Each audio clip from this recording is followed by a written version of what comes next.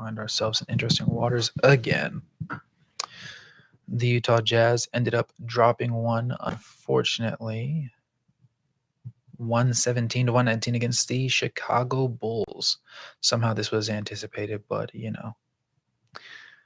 we held out hope.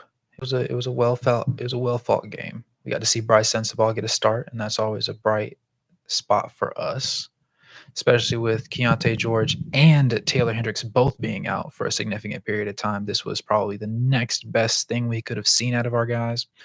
And I'm just overall really content with what we got out of everything. Aside from the fact that, we lost. Losses aren't exactly the most ideal situation for a team. But for the Utah Jazz, that seems to be the mainstay for now. Oh, you had three of the Chicago Bull players. Obviously, their big three right now: Kobe White, DeMar DeRozan, and Nikola Vucevic. All three having 23 or more points. Um,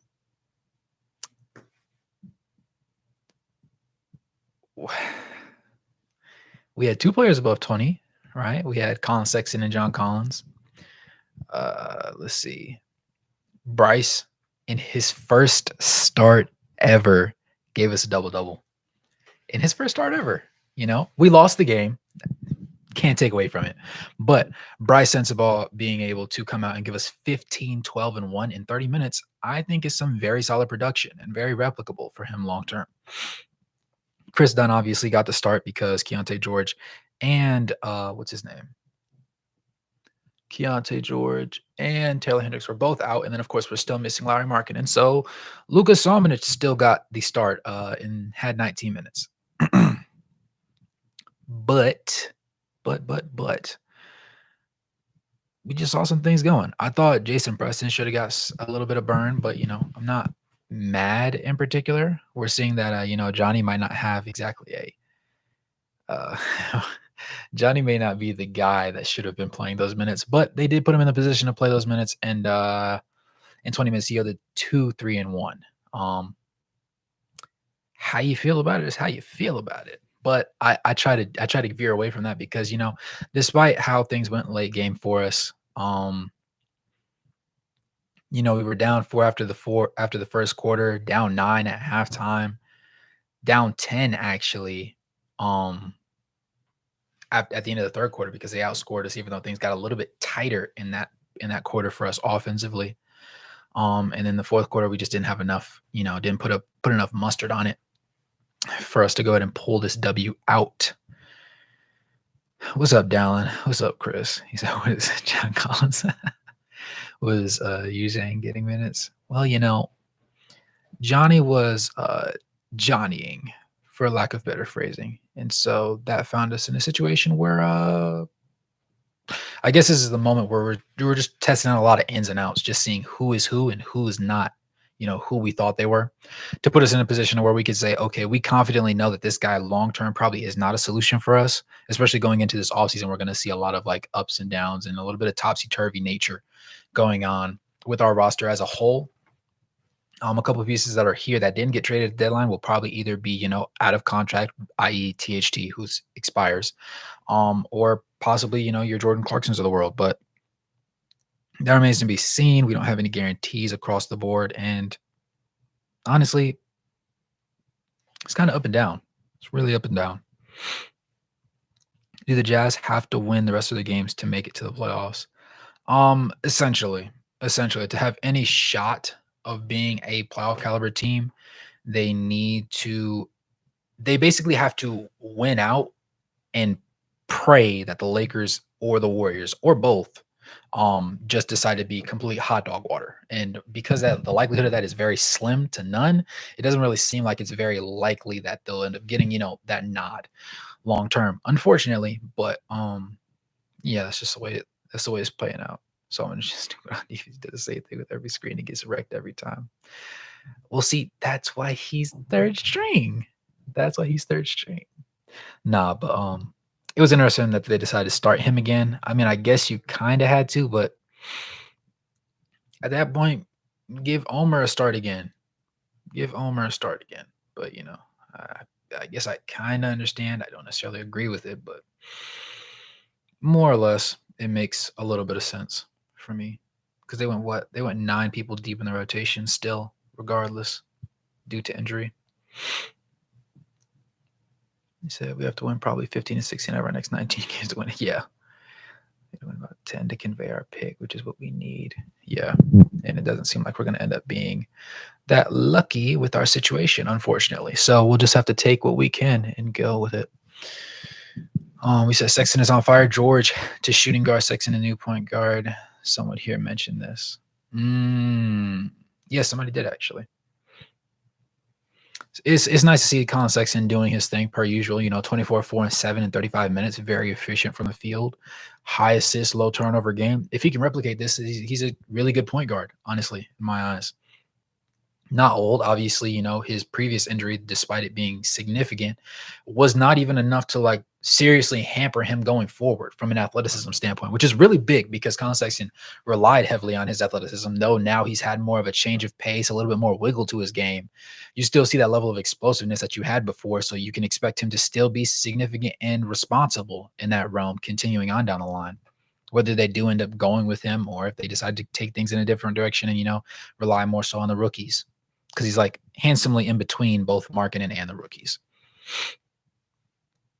How do we convey our pick? That's all we need. I would like for us to, but something tells me they're going to sit there and try and keep it. They're just going to say to heck with it, and wherever the cards fall, that's where they fall. I think it's reasonable for the Warriors to have 7 losses besides the 2 losses to us. If that happens, we have room to lose 3 and be tied with the Warriors. Fair. If the Warriors lose 5 or less, we have to win out. And 2 of those 5 have to be in Utah. Yeah. David Locke had a vid on Sexton today. Worth a watch. Is it on the Locked On Jazz channel? Let me know, Pete. Is it on the Locked On Jazz channel?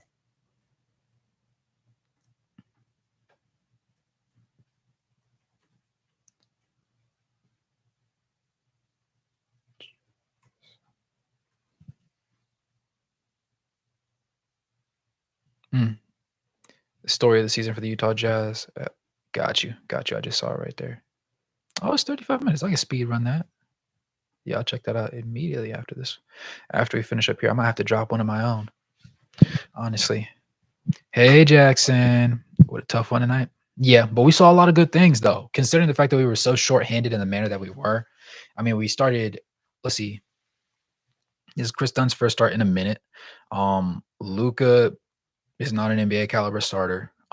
Bryce showed us a lot in his first start ever, considering the fact that we just literally last game was the first game he played more than 17 minutes in our at the NBA level, and then tonight he started in double first start. So I really like that from him.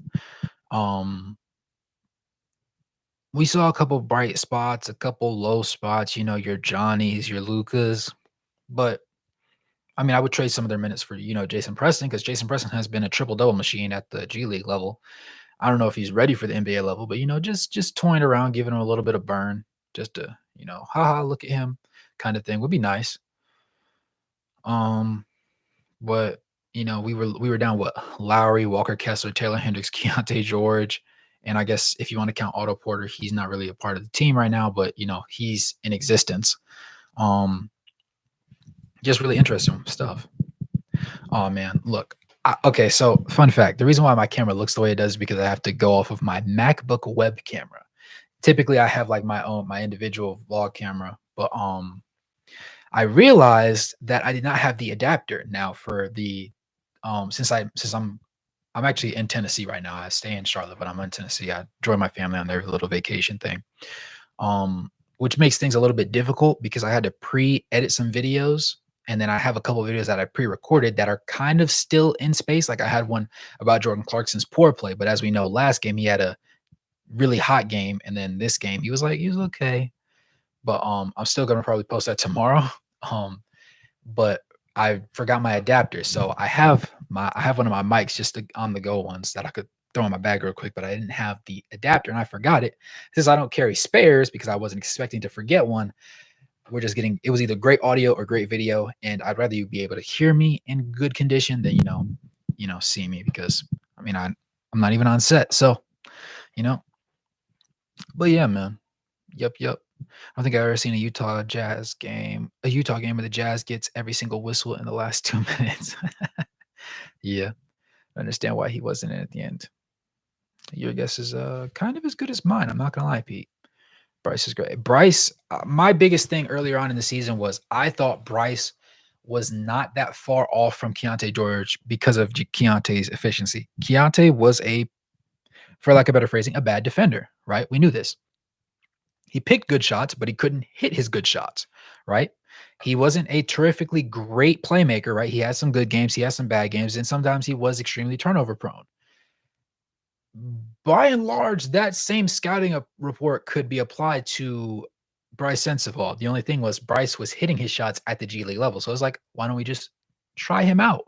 He can't be that much worse defensively, right? He can't miss that many more shots on a consistent basis. But we saw a good game from him today. So I mean, not saying we should play him over Keontae George, but I'm just saying the gap between Bryce Sensabaugh and Keontae is not as wildly outrageous as everybody wants to make it seem to be, in my eyes, at the very least. He said this happens every single time at this point in the season. Last year, Clarkson had like a 2-month finger injury. Yeah. Pretty sure the players are forced to take turns exaggerating injuries. I hope Sexton doesn't hate Utah. If I was Sexton, I would hate Utah. Trying hard to win, but management screws up the roster. Sexton want to be a long-term piece. It's tough, man. And it's like there's so many teams that could like genuinely value what Colin Sexton does really well because he's a very high intensity, high energy guy. He's not when he makes a mistake, he owns his mistake. He'll never push off his wrongdoings onto somebody else.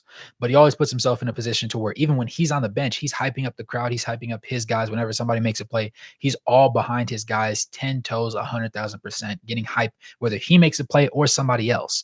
And so you need somebody like that if you want to create a winning culture for your program, especially when people already don't enjoy wanting to come there, right? There's no free agents that sit there and say, oh, Utah's going to pay me? I'm on the way. Nobody does that, right? So you don't want to catch yourself in a situation where you're just struggling the entire time. That's just not any fun. It's not enjoyable to the fans. It's not enjoyable to anybody. And considering the fact that in Utah, really all you have is the Jazz, right? You don't have an NFL team. You don't have a hockey team. And though there's talks of it, it still hasn't happened yet. So you have this big, ginormous money-making pot, and the entire part of your tourism is either going for nature or going for that team. And you have all these people that come out to the games on a consistent basis. You're going to sell out. You charge a little bit too much for tickets, considering the fact of where your team usually is. But you can afford to do that because everybody in your state wants to come watch a game at some point or another. So the other side of it is you just have to put forth quality effort and give them a good game. You don't have to win every game. That's not what we're saying. But you can't be out here getting absolutely waxed every single time, right? It has to be a genuine effort. And Colin Sexton is one of those guys where no matter how the game's going, no matter what position you're in, whether you're up 15, down 25, he's going to give you that same level of intensity. And that's what's going to keep fans in their seats when you're losing games. And when you're winning games, it's just going to keep them going further. It's one of those things that you just you can't push out of the way. You have to appreciate it for what it's worth and keep things rolling regardless. And Colin Sexton is one of those big pieces for a program like that, especially when you're a small market team. He can boost you over the top. Just imagine Colin Sexton on a team that's, actually winning games, Uh, I mean, I wouldn't replace Drew Holiday with him, but imagine him with that Celtics core. They're actually winning games, and then you have this 6'2" at best, Aki athletic uber hyper ball of energy just flying up and down the court, hyping up plays, throwing go ahead passes to the likes of Jason Tatum and what's his name? Mr. No Left and Jalen Brown. And then you have Porzingis to run pick and rolls with, right? And they still have Al Horford, despite the fossil that he is. He's still effective to some degree.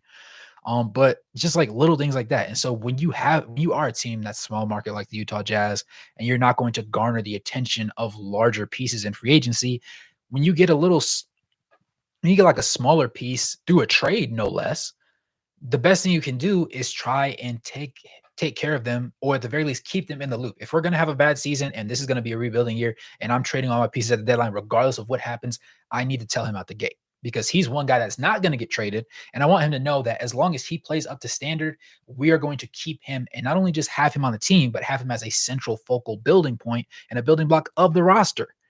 Because one thing is, guys want to be in the loop. If a guy feels like he's responsible, feels like he's relied upon, and feels like he's a big part of your system, he's going to stay because he feels valued. If he gets caught off guard and now all of a sudden his locker buddy that he's always been talking to every game gets traded at the deadline after they all thought they were going to keep running it up, they were going to get an extra piece at the deadline, and then we were going to be making a push for the playoffs, and now all of a sudden we're a lottery team. That's a whole 180. And if you're a guy who fought so hard to come back from injury and prove that not only was he a good scorer, but no, I'm not a two guard that's too short. I can pass too. I can make plays too. I'm not turnover prone. I can shoot efficiently from the floor. I'm gonna give you energy on defense. I might be short, but darn it, I'm gonna be out there, and you're gonna feel me every step of the way. And it's like you can't take advantage of that. You can't take that for granted because once you do, you're showing your fans, everybody else that's on the outside of the organization, that you don't value people. You don't value people that genuinely can help your team be long-term successful. And you don't want to put yourself in a situation where that is just a consistent expectation because then nobody wants to watch your games after a certain period of time. There's people that would much rather go to a nearby state and watch one of their games than watch a home state game. And that's embarrassing, right? Nobody wants to be in that situation. We said, what happened? If I was Sexton, I love life. I'm starting fans that love me. I'm getting paid. That's a good point. It went through Utah. It's getting NHL, by the way. Oh, nice, nice, nice, nice. Okay. I'm convinced. Do they know what year? Is it a 2028 year thing? I'm convinced Will Hardy is scared of Jordan Clarkson. I don't think it's a Will Hardy decision at this point. It just doesn't make sense. He's a little too smart to be running Jordan Clarkson for 34 and a half minutes like this. Maybe. Um, I think it's a management thing. The only thing that makes sense, and it still has to make sense. By the way, he shot 29.5% from the field today. Just had to throw that out there, 5 of 17. So my video is still on for tomorrow because he bounced back and gave me good content. Shout out Jordan Clarkson, guys. But but no, I think it's a situation where management is telling him that yes, we want the focal point to be the rookies, but we also want these particular pieces to be around this ballpark of minutes, give them this amount of opportunity because we're looking to shop them after the season's over. I don't see any world where we play Jordan Clarkson like this and burn him out, knowing he's shooting literally 41% from the field and 30% from 3-point range. He's shooting worse than Keontae George for the season. This is statistically his worst shooting season of his career. There's no reason to be leaving him out here like this. The smartest decision, if you plan on keeping him, was to play him, 20 to 25 minutes a night, right? Not necessarily give him the Chris Dunn treatment, but 20 to 25 minutes a night. Let him get some reasonable shots. Tell him he doesn't have to tell him you don't expect him to win a game or lose a game for you. Just tell him out there to play his game, get some good shots up, some quality shots up, and leave the ball where it lies. But no, they're playing him 30 plus minutes. He's playing the most this game, surprise, he actually played 24 seconds less than Colin Sexton, when usually he plays more minutes than Colin Sexton. So it's a little bit interesting to see that this is, how things played out for him. But I don't see a world where he's on this roster after the offseason. Otherwise, I'm wondering genuinely, why the freak did we play him as long as we did? He took away minutes from rookies we actually need to see, right? Young players that we actually need to see play. And make decisions on, by the way, We don't want to go into the next season saying, I wonder who we have. No, the only people you should be thinking that about are the people that you draft this offseason, especially when you decided already you're going to be terrible the rest of the season, and just focus on understanding who your players are and developing them, right? If you're going to force feed Keontae George minutes, force feed the other guys that need minutes. Don't get into Jordan Clarkson. We know what he is. He's a streaky scorer who plays lackadaisical defense, has some opportunities where he really locks things in, and then most of the time he's just not that guy. And we understand that, right? That's the Jordan Clarkson experience. That's what you sign up for. There's no second tier evolution of it, right? Nothing goes higher than that. This is who he is. This is who he's been for the better part of a decade. And this is just a bad season for him. We don't need to see any more. If I tell you I put garbage in a sandwich, I put garbage in between two slices of bread, I said, this is a garbage sandwich. You don't need to bite the sandwich to know it's garbage. I just told you. And you watched me make it. Why must we go through all these progressions? It's unnecessary. But yeah, gotta work my wood grain wheel. And it's a horrible draft this year. We're making playoffs of young players for experience. It's an interesting conundrum. There's a couple prospects that I do think would be very interesting to try out from a wing perspective. I think that's the only thing that we really need. And while this draft isn't particularly great, there's a lot of like, shots in the dark. We don't know what we're actually looking at until we actually see it on the NBA floor kind of guys. I think that there's an opportunity for us to make a couple daring plays and just see what's out there because there are a couple quality guys. The issue with this draft compared to next year's draft is the fact that there's less surefire opportunities. There's a lot of guys where it's like, I mean, he could be, up here, but he could also be really freaking bad. And it's like the fact that we don't know is what makes this draft class a lot weaker than ones that we've seen in the past. Because before we saw like, whether it be 7 to 15-ish guys where it's like, oh, we know exactly who this guy's gonna be. We know who this guy's gonna be, and we know who this guy's gonna be. We're gonna ride with those guys. Like we don't have that this year. That's the only thing. You said 2027 though? New stadium for the Utah Jazz and NHL team. So they did approve that downtown sector thing that the Jazz owner was talking about that time? Yes, man. Yes. You got to miss Delta Center. Yeah. Oh, thanks, Jordan. Hardy wouldn't start Luca. Yeah, I don't see anywhere where that makes sense. We kind of know who this guy is. We're familiar with his game. Says as he starts. Close game, but could not get a three. Yeah. They're trying to showcase him. It's not working. He's only hurting his stock. I mean, honestly, at this point, I don't think it could get any worse for Jordan Clarkson. I mean, 41% from the field and 29.5% last time I checked from three. It really can't get much worse than that. Like your stock's already in the floor. At that point, the only place you can go is up. Unless you start shooting like 15%, you start shooting 1 for 10s and 2 for 20s. Like that's the only thing that could be worse than this. We said they're trying to. Oh, I'm calling it now. Jazz tanking to get a lottery pick. That's why Walker and Lurie are sitting out. It's a tough situation. Wish Larry was here. Felt that. Could you see the Jazz keeping John over Walker long term? Ooh, John Collins.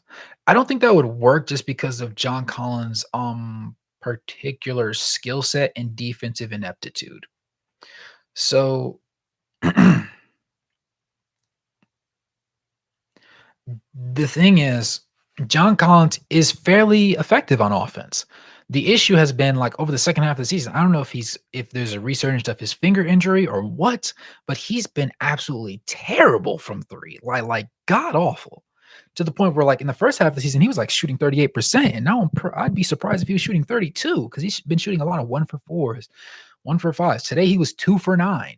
So I mean, he was 11 for 20 from the field, by the way. So that puts him at what? 9 for 11 from inside the arc. So I mean, it's not that he can't shoot, it's just a little bit curious. And the issue with John Collins long term is the fact that if Walker Kessler becomes even just okay on offense, right? If he becomes slightly more aggressive to the point where he can give you a consistent double double, he's automatically better than John Collins because defensively he can anchor you. John Collins is not a rim protector. He does have short spurts where he looks really good. He switches really well and he understands the play calls. But by and large, the issue that almost got him traded early on in the season was because he wasn't that 20 and 10 guy, and they didn't see him take to their system as well as they hoped he originally would have. Now, admittedly, they bought really low. I mean, age old, fermented cheese having what's his name, Rudy Gay plus a second round pick is nothing. It's really nothing for a guy that's going to be capable of giving you, 25 and 13. But it doesn't come significantly often. And defensively, there's a little bit too much of a disparity between him and Walker Kessler for them to keep John over Walker. That's the thing. You said, and if Kessler can get that offensive back, I take him over John any day. Do you think Clarkson is worth the first? I'm guessing the trade market for him is going to be pretty limited at this point, considering his age and a few cap in the new cap rules. You raise an interesting point. Um, Morty, that's a tough question. A late first, I could see him going for, depending on the team. Depending on the team, because his value is going to be lower towards rebuilding type rosters and towards younger teams because they don't necessarily need him in during this current time, and he's not exactly the veteran that you want to have your young guys rely on long term, considering the fact that he probably, if this season is just who he is going to be from the seat, like going forward, there's going to be a very limited market for him just from a standpoint of what can he do long term. He's going to have very little that he can do, and I don't think that it's going to be a really enjoyable process for him specifically, but, the front office and the Jazz's coaching staff has given him ample time and opportunity to prove that, he's still a 6 man of the year candidate. And if you thought he was one at the beginning of the year, so shocker, he's not, at least not this year. And it's just the continuous performances because it's like just as good as he played last game, he came back and laid a stinker. He was what, 13 for 26 last game? This game, he was 5 of 17, 2 of 9 from three. I mean, now granted, he did have 5 assists to only 2 turnovers, but he's just so up and down. It puts him in a position to where the best you can hope for Jordan Clarkson straight up alone is definitely going to be a late first round pick. Nobody's going to give him a mid to lottery first round pick because it's just not long term. He doesn't provide enough upside, and his numbers have been so low this year. People wonder, okay, is it him? Is it the system? And some people are going to more so lean towards it being him because of how old he is, which is unfortunate, but that's just, how the cookie crumbles. 2020 was a bad year, Jazz fans. Yes, yes, it was. Yeah.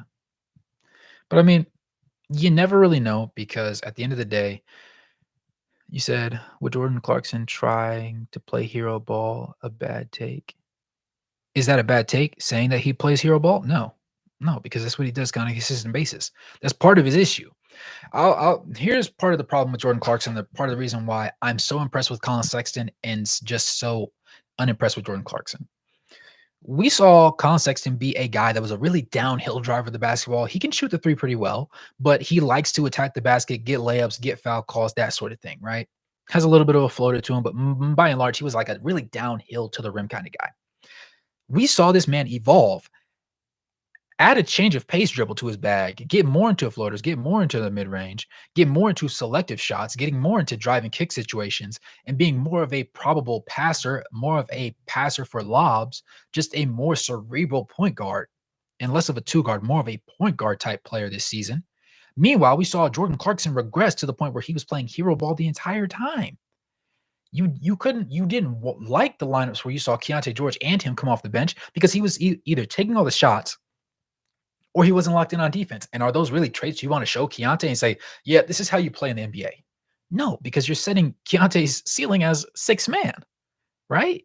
And this year, really not 6 man, like 7th, 8th man kind of situation. So it's kind of ugly. And then the situation that I don't think people hone in on for him specifically is the fact that when Jordan Clarkson has the ball, he's looking to score all the time. Very rarely will he pass the ball. If within his first 3 dribbles, he does not pass the ball, the possession is living and dying with his shot selection. That's it. The next 7 to 8 dribbles, oh yeah, those are his. And in the shot, oh yeah, that's his too. He's not gonna pass it. If he loses the ball and somebody's poking and stabbing at it, oh, he's still gonna shoot. And it's like that's a little bit of a black hole. And that's what makes his shooting so shoddy because guys know if he doesn't pass the ball borderline immediately when you're guarding him, just sit down and get ready to lock in because he's about to throw the possession away. And they're willing to live and die with that. And it's rough. It's really rough. Yeah.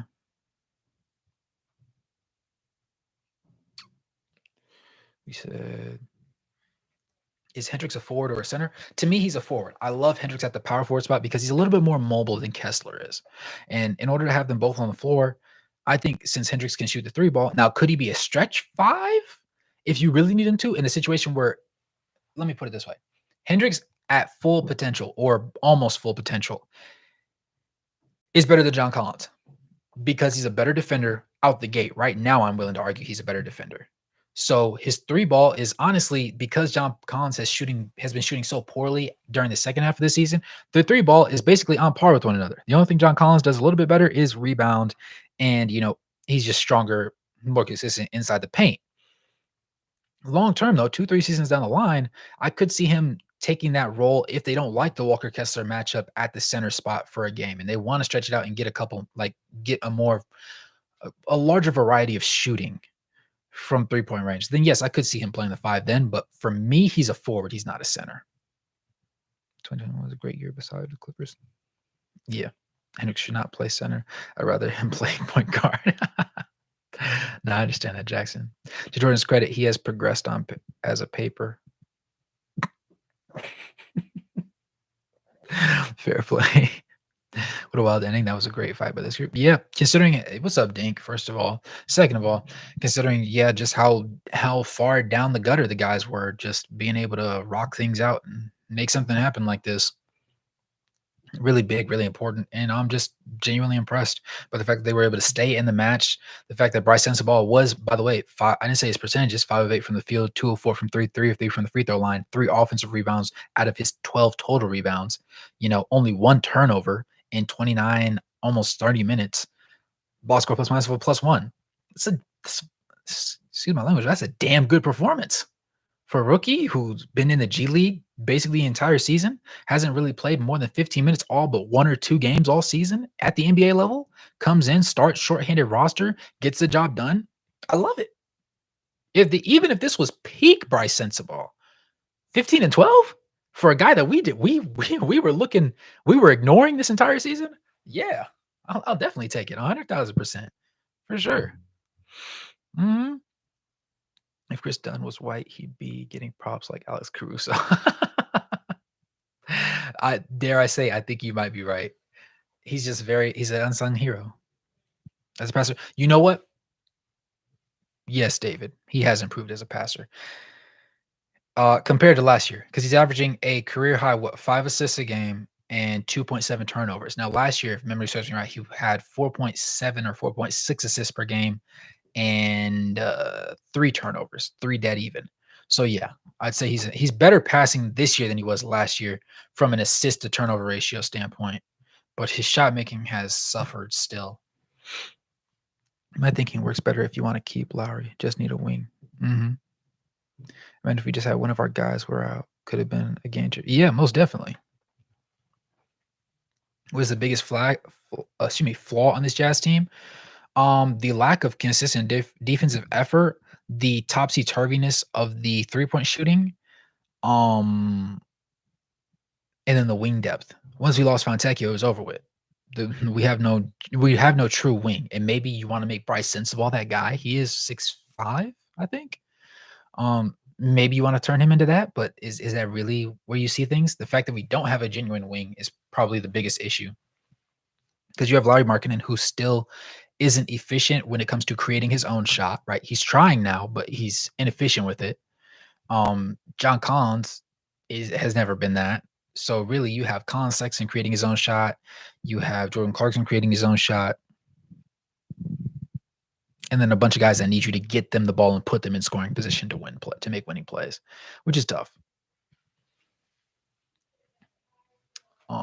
We could hit on all 3 of our picks, which is crazy luck. I'm impressed. That's great scouting.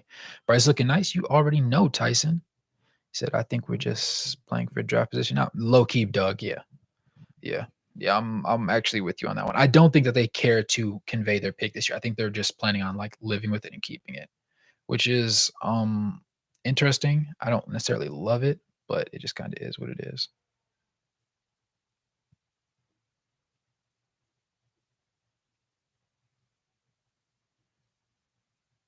More or less.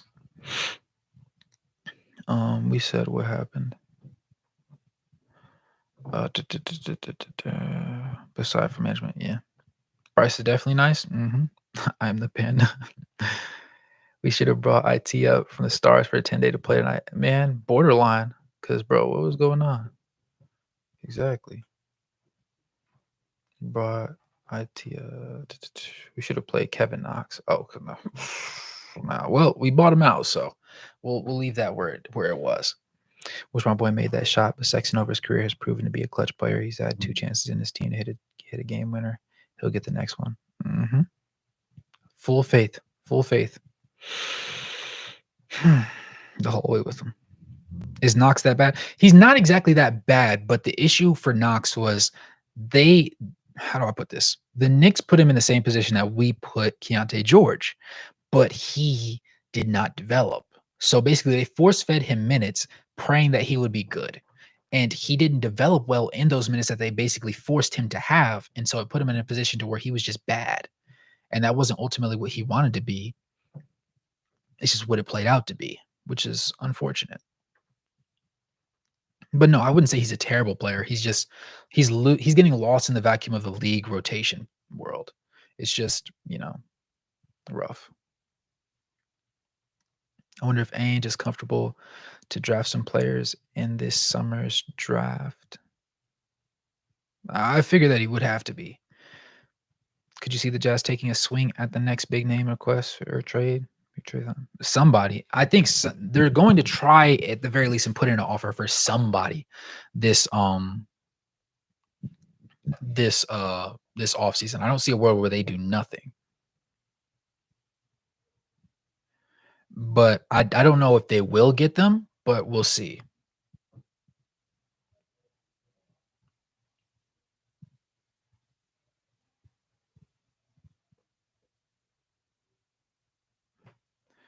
By and large. I might have to catch a Stars game to see IT. Low key, low key, low key. It's been what, almost 2 years since he's played G League or NBA level. Appreciate you, Tyson. Yes, sir. I love that. Thank you, sir. He said, sorry, I haven't been active. I work at 9:45 a.m. Nah, man, you're all good. Hey, gotta get your rest for work, dog. I understand it. I understand it. Thought IT retired like 5 years ago. Then my phone says SLC Stars on IT. Nah, you're killing me. Nah, I understand it though. Had to get the imaginary inhaler when THT was on the court. Man, look, let me see. Yeah, he was 2 of 8 today. He was 2 of 5 from 3 though. But 0 of 3 on the inside. He did have 2 blocks though, surprisingly enough. Interesting stuff. Is there any facts I'm about to go see IT?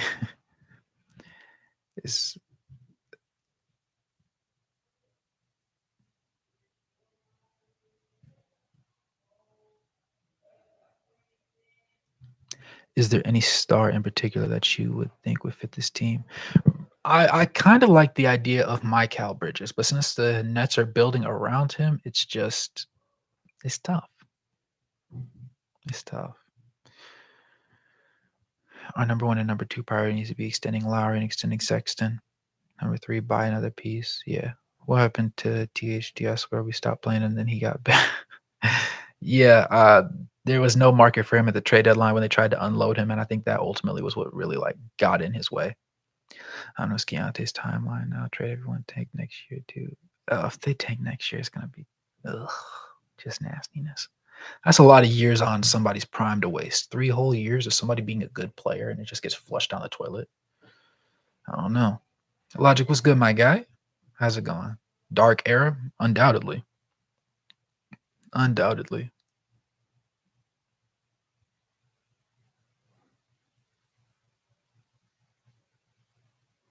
What's good, Henson? Yes, sir. He said back from the dead. Absolutely. Let's see here. Bryce was 5 of 8, 2 of 4 from 3, 3 of 3 from the free throw line. Luca in 20 minutes was 3 of 9, 1 of 4 from 3. John Collins was 11 of 20, 2 of 9 from 3, 1 of 2 from the free throw line.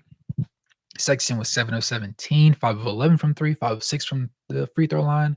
Chris Dunn was 5 of 6 from the field, 1 of 1 from the three-point line. Jordan Clarkson was 5 of 17, 2 of 9 from the three-point line, and 3 of 3 from the free throw line. THT was 2 of 8, 2 of 5 from the three-point line, and 2 of 2 from the free throw line. Johnny was 1 of 5 from the field and 0 of 3 from the three-point line. Omer 7, though, was 5 made the most of his 15, almost 16 minutes. He was 5 6 from the field, did miss the 1 3 that he took, but he had 5 rebounds, 3 assists, a steal, and 3 blocks, which led the team, and no turnovers. Um, I love that. Let's see. Our leaders from the assist category top 4 actually, because 3 guys were tied. Sexton had 7 to 2 turnovers. Chris Dunn had 5 to 1 turnover. Jordan Clarkson had 5 to 2 turnovers, and THT had 5 to 1. Okay. So yeah, not a bad game at all. Live Saul Bryce is okay shooting. If they tank, I'm just rewatch the Stockton and Malone era. Nah, I wouldn't be mad at you. Yo, I also dropped 2K on Invisalign. So now I'm gonna have a good smile in a year. Hey, so you know what? There's the bright spot. There we go. Sauna stream. Oh, no, I wish I was in a sauna. No, I'm inside of a log cabin. Just found me a nice little corner without, any memorabilia or decorations and popping it up. Omer low key looks crazy. I enjoy watching him play. I wish that we would find more regular minutes for him to play instead of seeing him play around, Micah Potter and Lucas Salmonich for the last 3 minutes of every blowout victory or loss. But his time isn't here yet, I guess. You're low key a beast. He's a dog, man. He's a dog. He's meant to play. He's meant to get you some really valuable basketball time in. Undoubtedly. Undoubtedly. He said, I don't think Utah buys in next year, so I've embraced another tank. Utah's going to want to convey a pick next year. Think so?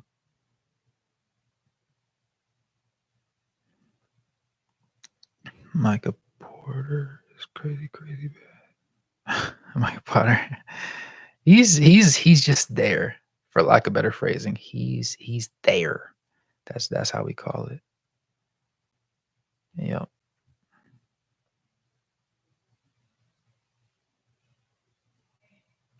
We go where we go. Cooper Flag, future jazz legend, and requires us to get there first. I think we'll definitely have the assets to make a team think about it twice at the very least. But I don't know if it actually ends up happening.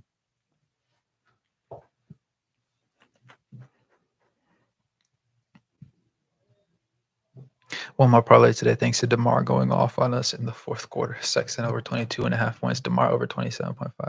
Hey, that's a bold take. DeMar over 27.5. I'm happy for you. I'm not gonna lie. I'm happy for you. I didn't expect that one. If we don't improve this roster this summer, we might as well kiss Marketing and Sexton goodbye. There's going to be a very limited, world before they request a trade. That's all I can say. Unless they just care about the money, but they don't strike me as guys that just care about the money. Micah Potter is actually better than Lucas Salmonich, no joke. I would wager to say so. His donos or Rooney is never getting retired.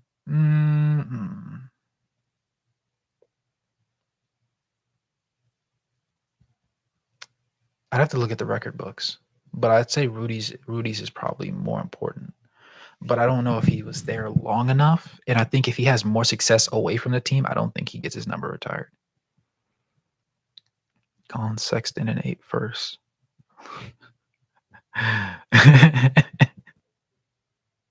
I'm weak. Man, look. Yeah, Donovan Mitchell is a little bit of a predictable and more easily purchased type of player archetype, honestly, compared to most other teams. Jason Preston over Johnny. I would agree, at least what the G League numbers tell me. I'd be more willing to give him an opportunity first, if I am to be so honest myself. Lack of Sexton. The lack of Sexton doesn't bother me as much as the amount of time he sits. Fair. I will take that loss any day. I'll ask for them to play hard and compete. I've given up. We get back in the finals. Have a good night, sir. Appreciate you, Kurt. But yes, I absolutely agree with you on that one. The biggest thing you can hope for any team is that you don't go out sad. Nobody wants to go out absolutely looking like terrible. Nobody wants to be a terrible player. Everybody wants to look pretty decent. Switch out section for THD, Clarkson, Eugene, Sensible. I see what you're saying. Possibly. I was watching Shannon Sharp live, and I was wondering why do people who work regular jobs give him super chats? Isn't he a millionaire? We live in a strange world. I mean, that is true. At the same time, I understand because for him, at the very least, he went from being an NFL player to being a regular guy that just does media now. So yeah, he has a couple deals here and there, but it doesn't hit that check that at the end of the month doesn't hit the same. And I mean, certainly enough, he definitely still makes a lot more money than I do, right? Um, just off of name and accolades alone, that carries him. But I'll never hate on another man's craft. I respect it because at the very least, he was good at something, and so people pay him because they're fond of his work, his body of work, and I guess what he says as well. Not that he actually needs the money, you know what I'm saying? But you know, I, I just hope that when I reach a point like that, they're just as generous to me. That's all. If they're just that generous to me, I'll be very helpful, very help. Ooh, wow. I'd be very happy, you know?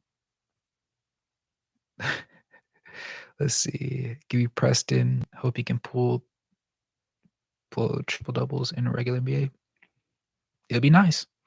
Stephen A talking about Fortnite. That one happened a long time ago. He's still just on his tape, just still trying to stay popular. That's what it comes down to. I gotta say, you look like you're sitting on a can in a specific cabin in Park City. I apologize. It was either a blank, blank wooden background or Marvel posters on the wall for some odd reason that they have everywhere. I'm not a very big Marvel guy. I'm more of a DC guy. Going to Park City April 10th weekend. Hey, games like this are where we have no players. I want to put our worst players in and see them try throw up points. Looks good. Appreciate you. Appreciate you. Looks like you're in a sauna room. We have a hot tub here. I've never been in a hot tub before, so I think after this, I'm gonna strip down and hop in the hot tub.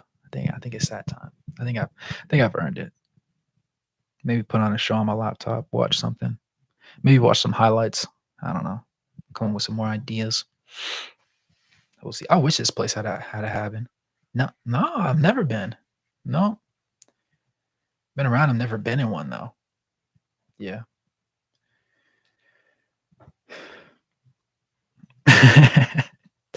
Have a hot tub, my lifesaver. You have one? Oh my goodness. I know you love that. I know you love it. But yeah, I'm gonna try that one. I'm gonna try it. But yeah, man. Have a hot tub, my therapy for real. I believe it. I believe it.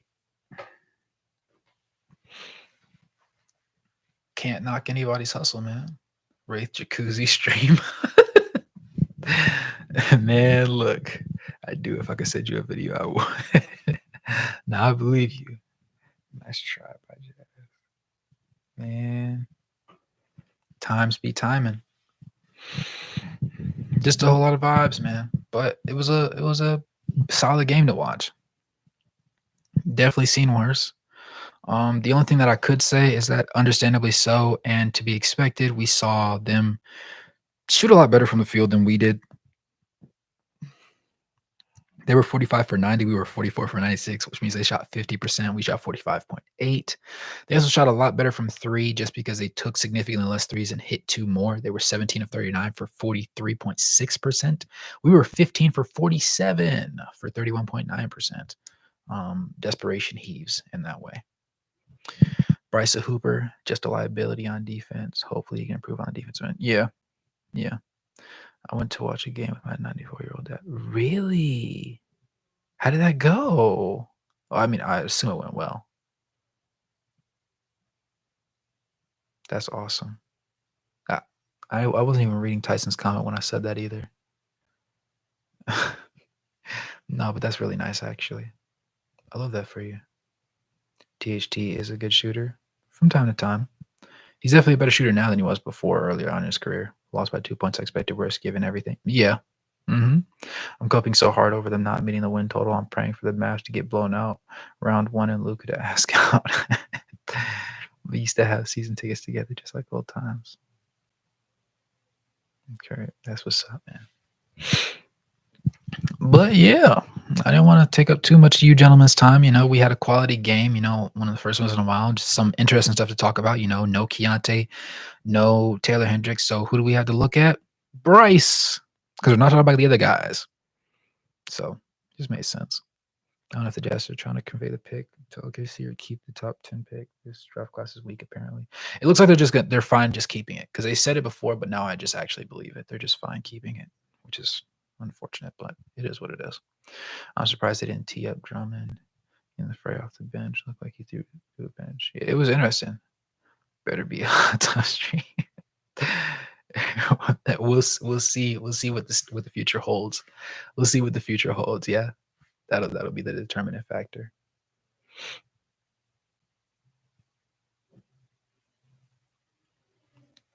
Most definitely. Bryce be a sneaky good player year two. I could definitely see it. I'm a Bryce believer. I'm you might argue I'm more of a Bryce believer than most people are Keontae believers, which is a little crazy to say in this moment, but I think that it could be a interesting, sneaky good stance to have a little bit down the road. But we shall see, gentlemen. We shall see.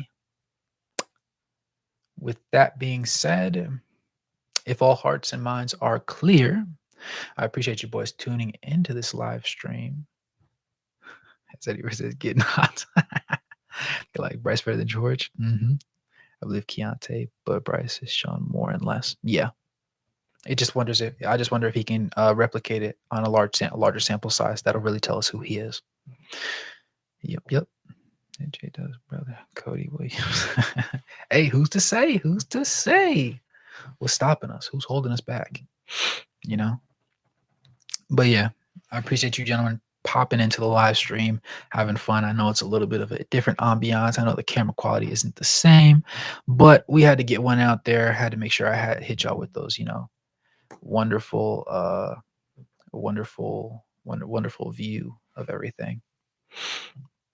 We're gonna see how the remainder of the season pans out and get back consistent with these videos and whatnot. Take us to which ones? I like what I've seen from Bryce. I think the league would be beneficial from him and Taylor are both better than George. So I can see that. Aiming for it. I decided, as it stands, I'm probably gonna sit out this month because remember the original plan was what was it? The third weekend of March. I was probably gonna pop out there and catch those two Timberwolves games, but I decided to sit it out because I never told you guys. Okay, so actually real quick, a quick update on my life. I'm now I was the head indoor track coach for my previous high school, the one that I graduated from. Now this season I have been instated as the head outdoor coach for track as well. So um basically it means I get like 200 extra dollars than I had before in my pocket for doing probably like 20 to 30 hours more work, which isn't great, but it's just I guess kind of cool to say that I'm the head coach for you know both track ways. Um, the issue is it gets in the way of certain things that I would like to do, and then I have to focus more so on the kids than I want to on my own life. That's the only thing. Huh? Get you Boston next week, front row next to the basket dinner party. Okay, Kurt, why are you trying to bribe me right now? Is it because you're going to that game? Is that what this is, Kurt? Which March Madness and SLC? What's the Jackson?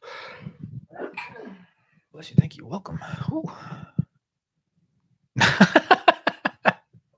Can all be yours for only 6K. It's we've got some interesting things for us down the road. I'll say that. Uh, I forgot what I was about to say. I forgot entirely what I was about to say. But Kurt DM me. Maybe you can change my mind about going to Utah this year. I don't know. I guess this offseason just kind of like took things out of kind of, or this trade deadline kind of took some of the wind out of me. You were gonna say good night, Marcus. The KSI classifies as 2 seasons tickets, sells every game for real. Interesting. Interesting.